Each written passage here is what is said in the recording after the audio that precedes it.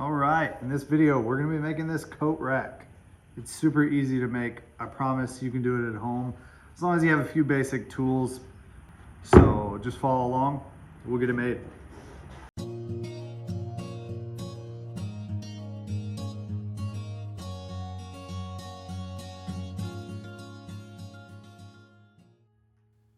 So if you happen to see this short that I made about the hat rack build, this coat rack build is going to be pretty much identical.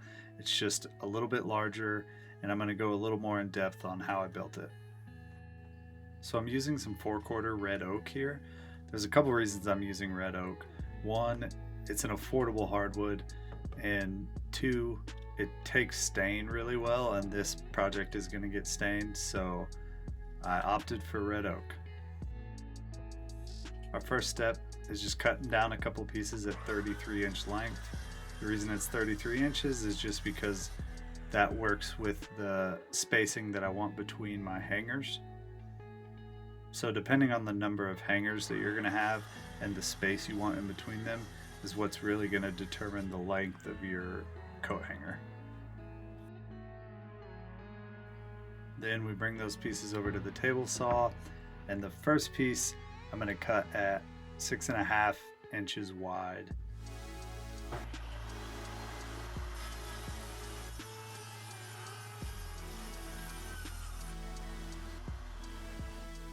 The other piece we're cutting a little skinnier at 3.5 inches.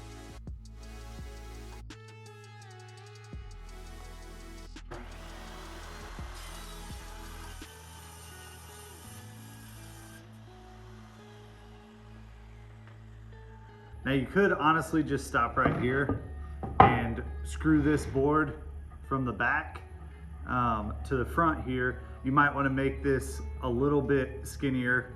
It's up to you. I have this a little bit wider than I actually want the shelf because I'm going to cut dado in this faceplate board here that this will slot down into and sit inside of, so it'll be just a little bit sturdier. Now my table saw has definitely seen better days. The adjustment lever on the blade no longer works, so I have to do this kind of shady manual adjustment where I lift the blade up or down and try and lock it in place and hope that it stays. So if there's any table saw manufacturers out there that want to sponsor a video and send me a new table saw, that'd be pretty sweet. Anyways, to make this dado, I'm just making a bunch of passes through the table saw at about 1/2 inch deep, and each pass I'm moving the fence over about 1/8 of an inch or so.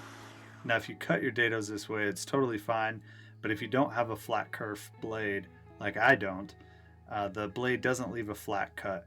It leaves kind of these teeth grooves in the wood, which is totally fine. You just have to make sure that after you're done, you go through with a chisel and clean it up and flatten it so that you get a nice flat glue surface when you do your glue up.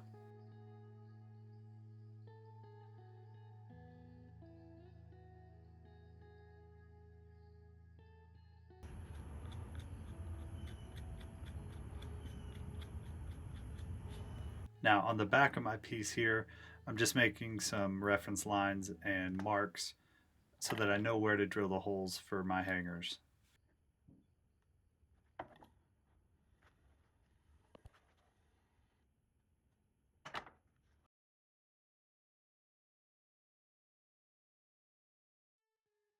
And as you can see here, I suck at doing math, so I'm erasing the last couple of marks I made and remarking them at the right spot. Now it's important when you're trying to drill holes in a very precise spot that you mark those holes with an awl or a punch, something like this, so that your drill bit doesn't wander around when you go to drill the hole. I'm drilling the holes from the backside so that I can use this countersink bit, and that bit allows the screw heads to sit flush with the wood rather than stick out on the backside. And then I just come through with a little bit larger bit so that the screws for the hangers can fit all the way through.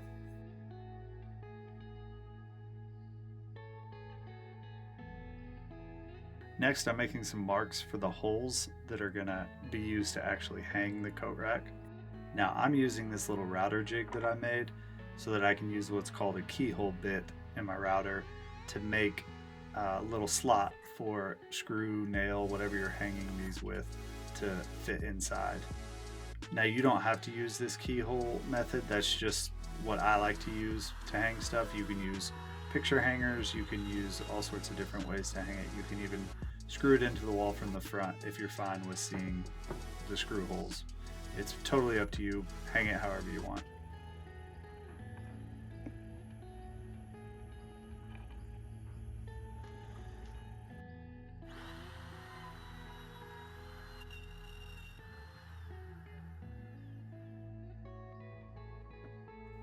Now back to the front of the piece, I'm just going through and sanding everything down, and I'm trying to get a good fit on this dado and the shelf. So I'm sanding both the dado and the shelf and then test fitting every so often to see how it fits. I want a tight fit, but not so tight that I have to really smash it in there. So I just keep going back and forth between sanding the shelf and the dado itself and testing the fit until I get a fit that I'm happy with.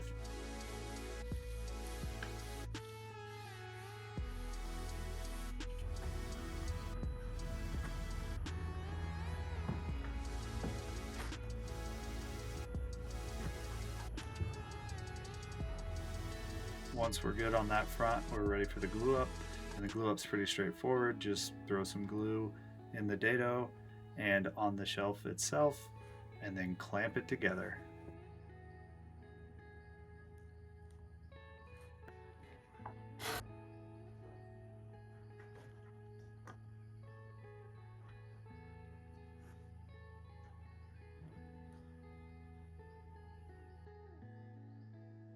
After it's had a couple hours to dry, I come back, take it out of the clamps, and start cleaning up any glue squeeze out. And I use a mixture of chisel, card scraper, sandpaper, all of the above.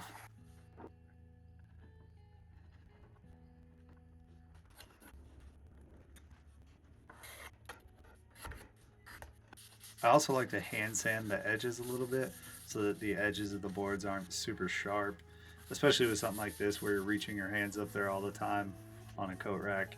You don't want to catch one of your hands on one of these sharp edges.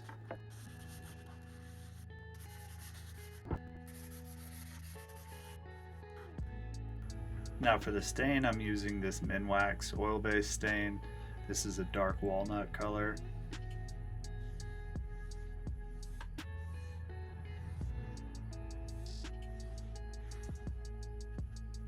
It's super easy to apply. You just throw it on there with a foam brush. And then after it's had a few minutes to really soak in, you come back and wipe away any excess with a clean rag.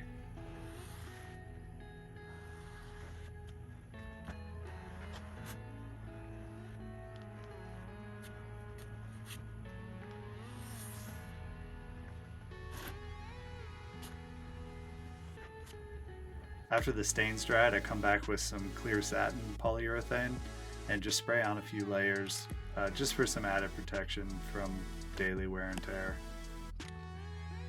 Now the hangers I'm using are actually drawer pulls for cabinet drawers, and a lot of these will have this little prong on there which is meant to dig into the wood and keep the pull from spinning around in circles. So when you're attaching these that have that little prong, you want to make sure that you don't make the mistake of spinning the drawer pull to tighten it down. Otherwise you'll gouge out your wood really good and it makes a mess. The best way to attach them is just get it started on the screw and then hold it down firmly exactly where you want it and screw the screw tight from the back. That'll pull it in and it won't spin it around on you. Now if you need to make small little adjustments by turning it a little bit, that's fine. Just don't spin it all the way around in circles.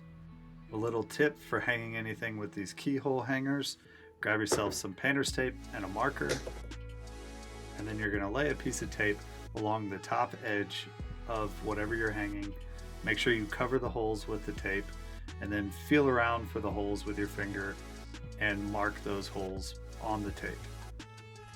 Now you can throw that piece of tape up on the wall and you have a little template of your piece that you're hanging.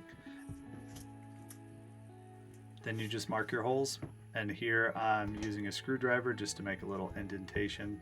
Then you can peel the tape off and put your screws or nails or whatever anchor you're using in the wall.